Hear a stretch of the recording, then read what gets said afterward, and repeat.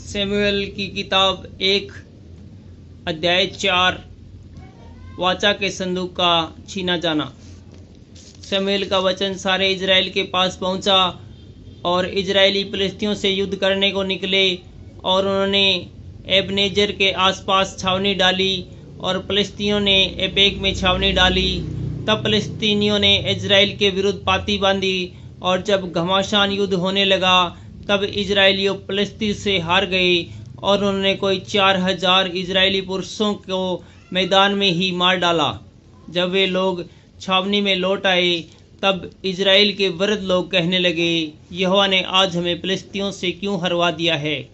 आओ हम यहोवा की वाचा का संदूक शीलो से मांग ले आएं कि वह हमारे बीच में आकर हमें शत्रुओं के हाथ से बचाए। तब उन लोगों ने शीलो में भेजकर वहां के करूबों के ऊपर विराजने वाले सेनाओं के यहोवा की वाचा का संदूक मंगा लिया और परमेश्वर की वाचा के संदूक के साथ एली के दोनों पुत्र होपनी और पीनहास भी वहां थे।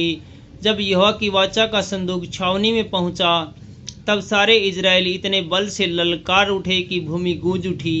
इस ललकार का शब्द सुनकर फिलिस्तीनियों ने पूछा, इब्रियों की छावनी में ऐसा बड़ा ललकार का क्या कारण है? तब उन्होंने जान लिया कि यहोवा का संदूक छावनी में आया है। तब फिलिस्ती डरकर कहने लगे, उस छावनी में परमेश्वर आ गया है। फिर उन्होंने कहा, हाय, हम पर ऐसी बात पहले नहीं हुई थी। हाय, ऐसे महाप्रतापी देवताओं के हाथ से हमको कौन बचाएगा?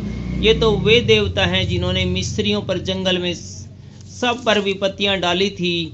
हे फिलिस्तियों, तुम हियाव बांधो और पुरुषार्थ जगाओ। कहीं ऐसा ना हो कि जैसे इब्री तुम्हारे अधीन हो गए वैसे तुम भी उनके अधीन हो जाओ।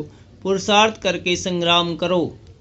तब फिलिस्ती लड़ाई के मैदान में टूट पड़े और इजरायली हार कर अपने अपने डेरों को भागने लगे।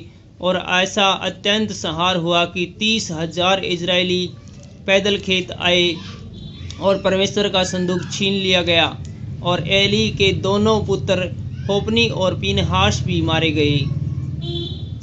एली की मृत्यु। तब उसी दिन एक बिन्यामीनी मनुष्य सेना में से दौड़कर अपने वस्त्र फाड़े और सिर पर मिट्टी डाले हुए शीलो पहुंचा। जब वह पहुंचा उस समय एली, जिसका मन परमेश्वर के संदूक की चिंता से थरथरा रहा था, वह मार्ग के किनारे कुर्सी पर बैठा बाट जो रहा था। और जो ही उस मनुष्य ने नगर में पहुंचकर वह समाचार दिया त्यों ही सारा नगर चिल्ला उठा। चिल्लाने का शब्द सुनकर एली ने पूछा, ऐसे हुल्लड़ और हाहाकार मचाने का क्या कारण है? और उस मनुष्य ने झट जाकर एली को पूरा हाल सुनाया।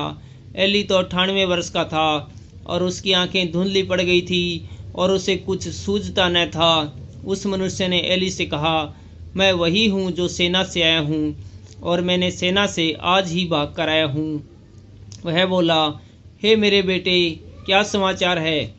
उस समाचार देने वाले ने उत्तर दिया, इजरायली फिलिस्तियों के सामने से भाग गए हैं और लोगों का बड़ा भयानक संहार भी हुआ है और तेरे दोनों पुत्र होपनी और पीनहास भी मारे गए और परमेश्वर का संदूक भी छीन लिया गया है। जो ही उसने परमेश्वर के संदूक का नाम लिया तो ही एली फाटक के पास कुर्सी पर से पछाड़ खाकर गिर पड़ा और बूढ़ा और भारी होने के कारण उसकी गर्दन टूट गई और वह मर गया।